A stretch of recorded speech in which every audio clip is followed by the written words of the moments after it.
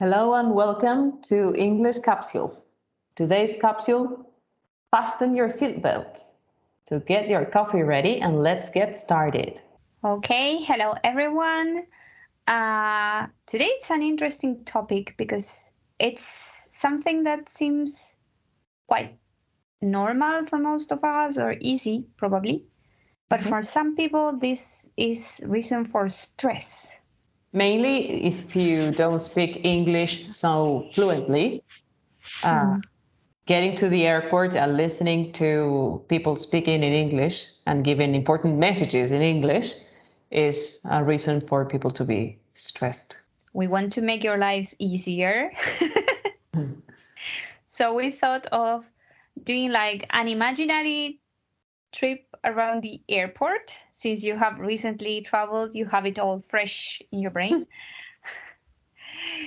So we will try to make like a virtual tour of the airport. Yes, and guide you through the different steps, the signs you may find, the names that you will come across, and even some interesting phrases, right?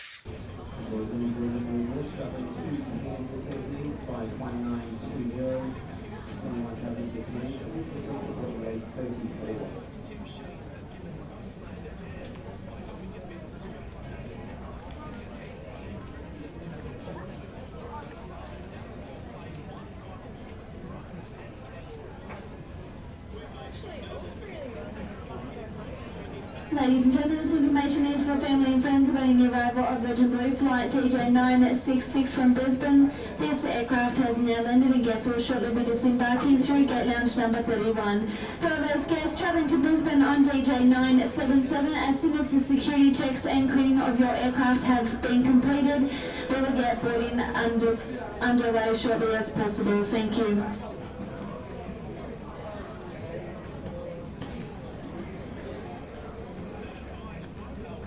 So you are on the taxi, you have just arrived, so you're getting off the taxi, you're getting your, what do you call it, luggage? Suitcase? How do we go? I think that we can go both ways. Luggage is like all the suitcases together in a way. Depending on how much you paid, you can have a small carry-on and a backpack or a bigger suitcase. The taxi has stopped, you are getting your luggage and you go into the airport. Exactly. Where do you go? So first of all, you go to the check-in counter, right? Nowadays, Right. there are many possibilities in order to check in. The old one and the traditional one is going to the counter, getting in a line of people and going to the counter and speaking to the person. But then nowadays, with these online and virtual things that we can do, you can do it faster and you can do like a web check-in, which in a way is better because it is faster. You do it from your house with your website connection. Another option that you have is going to the kiosks that you have that are like these tiny computers that you have in the airport. So you do your check-in while you are at the airport, but you don't talk to a person, you go with a machine. However, if you have luggage, as we said before, you do have to go through the check-in desk because you need to check in your luggage, probably. Check your baggage, maybe. Yeah. Probably. So that's a step that most people fear because it's where they weight their bags. The suitcase, yes. Yes, and if they are too heavy, you have to be careful because you may need to pay extra money, or you can do like Joey in Friends and you can put on all your clothes in order to make it lighter. I don't think there is anything else to add here in this step. Now with the boarding pass in your hand, whether it is in your phone or in a piece of paper, the next step is to go to the customs, right? Customs, yes, customs. Yes. So this is where they are going to check your passport. They stamp that thing that says that you are leaving your country such and such date. One thing that you need to know, if you're entering the European Union, this will only happen once, that they are going to check your passport. Once you are inside what is called the Schengen space, which are all the countries that have agreements with each other. We're not going to go into that. You don't need to have your passport stamped every time you move to a different country. So like you enter Europe through Spain, for example, but then you go to France, it's an internal flight. So you don't need to go through customs again. Okay. Okay, so let's continue with our imaginary thing, right? So you're a happy person now because 1, you don't have your luggage, your big suitcases with you anymore. 2, you have your passport stamped. You have the security check, which is like a pain in the ass. That is the moment of most tension, I would say, because you're nervous, because it's like all eyes on you. Especially if you go through the security arch and it starts beeping. Yeah. Which has happened to me twice. Yeah, in my case too, but because I forget about details, like for example, if it is a metal detector that you're going through, last time, for example, I had my cell phone in my pocket. It was something stupid, but I mean, I was paying attention to all the things that had metal, and I put all those things in a basket, and they were going through the metal detector. And then when I went past, I said, beep, beep, beep. I said, ah. And the girl told me, it's your cell phone. Okay, so I took it out. I put it in the bag, in the basket. And then I went through again and nothing happened. But I mean, it's a part of the trip that hasn't started yet, a part that gets you nervous. I think that in the carry-on and the part of the security check, you cannot have any liquids more than 100 milliliters. Yes, you can't. You can't. Yeah. You have like to place everything in different baskets, right? Like one for the technology thing, another for the liquid, and another for the metal, or liquid and metal can be together, but technology needs its own basket or something like this. In the last trip that I made, it wasn't like that. It was like only our carry-on suitcases, a basket with everything, and that's all together. I think sometimes here I had to separate things. Maybe it depends on the airport. Let's imagine that the arc didn't beep, that you are a happy person now. You put on your belt again, your shoes, your earrings, your rings, your jewelry, everything. It's time for the duty-free shop. Okay, so you're rich and you buy there? Because I don't. No, I'm not rich. I just go there, check the prices, and see and convert those dollars into Argentinian pesos and say, oh, it's a lot. Well, but there are some things that you can buy. Maybe you can find some special discount. But probably it's a good idea that you pay attention to the screens, right? You should be paying attention to the screens all the time, because just in case there is a change, they are going to let you know anyway by the speakers. There has been a change in the gate, for example. Depends on the airport again. In Barajas, in Adolfo Suárez, that's Madrid's airport, the message goes, we do not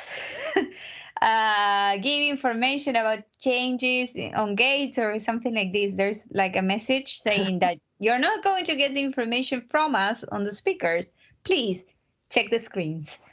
You should be aware of the screens all the time. Many times it can happen that you get the boarding pass, you get the number of seat, you get the number of flight, but when it says number of gate, you have nothing. And that is because the gate is going to be confirmed on that day. So you have to be looking for these screens that normally they are all like yellow and blue, right? Yes. So you will need to have at hand your flight number. Because it's not only the destination that you're going to, it's also your flight number that you need. And there you can see where the gate, or which is the gate, because where the gate is, you need to follow the signs. And if you are going to a really big airport, like huge, I don't know, like we were saying Panama or Sao Paulo, or I don't know, those really big airports where there are lots of people, you need to be alert, because maybe with the people, there are screens that you're not able to see. And something else, if the airport is so big, that means that maybe your gate is really far away and that you will have to walk really fast. Yeah, I think that in some places I have seen that, like, you have the sign, like, for example, gate 32, and they tell you how many minutes away it's walking distance. Let's get to our exciting part. That is the phrases that you normally hear before going on into the plane. Yeah. So after the duty free, you go and sit and wait near the gate that you're supposed to be boarding. So if you need to use the bathroom, this is the moment. Go, and then you wait. Especially if it's a long flight, you want to use the toilet in the airport. You want to do the phrases as you actually hear them in the airport. Dear passengers, now boarding. No. We are not so good actresses. I don't mean like that. I mean like sometimes you hear them like United States Flights, now boarding. And you say, wait, what? Is that my flight? The sound systems are terrible. But the funny thing is that if they say it in your language, you don't get it. And then they say it in English. So you're not getting it either. What they say on the plane, you know that the captain always says, hello, the temperature, and all of this. Yeah. I get half the information. If you're lucky enough and you are going to Miami, what you can hear is United Airlines Flight 880 to Miami is now boarding. Which means hurry up and go to the gate. Depending on the group number that you have. Normally, this is like a warning sign, like, okay, we're starting to board, so please be ready for this. Actually, many times what they do is to say, this flight is boarding in 10 minutes, like letting you know, okay, we're going to start in 10 minutes. So if you need to use the restroom, go now. Okay, another thing you may hear is, please have your boarding pass and identification ready for boarding. Which means boarding pass, you can have it, as we said, on the phone or on paper. And identification, I think it can be passport or it can be your ID, because sometimes you don't need your passport. Depending on the flight, where you're going to. Okay, if your boarding pass is printed, what they ask you to do is to put your boarding pass next to the photo in your passport. Okay, the phrase that we would all like to hear and stand up and go there, so please. Yes, then the phrase is, we would like to invite our first and business class passengers to board. We are now inviting passengers with small children and any passengers requiring special assistance to begin boarding. This normally is people who are in wheelchairs or walking with canes or something like this, and also if you have a baby. Yeah. Or children under 2, I think it's. Under 2. Then I think what started happening after the pandemic is that they give groups to people in order for it to be more organized. So as we said, the luckiest passengers, the first and business class, go first. And then they start calling by groups. In general, first and business are group 1 and 2. They call, after this group, they call number 3 and 4, and then 5 and 6. Normally, I have heard that they use this phrase, we would now like to invite all passengers to board. And after that, they start naming the groups. Then there are people who are maybe distracted or who got to the airport at the airport late. So what they do is to call one last time for these particular people, saying like, this is the final boarding call for United Airlines Flight 880 to Miami. So they say all the information again, just in case someone didn't hear. Okay, and this one is a desperate call because they know that you are at the airport, you have done the check-in and everything, Exactly. but so far you haven't appeared on the plane for some reason, whichever it may be. So they can have this message, and I have heard it many times. Passenger John Smith, please proceed to the United Airlines desk at gate 12. Okay, so before we go, remember to subscribe if you haven't done it yet. Give love to our content and spread the word to help our channel grow. Also remember that you can rate our episodes and comment on each capsule. Activate the bell so that you know when our next capsule is out. And take a look at the description and our Instagram account to take more advantage of our content. Okay, so that's all for today. Bye for now. Bye.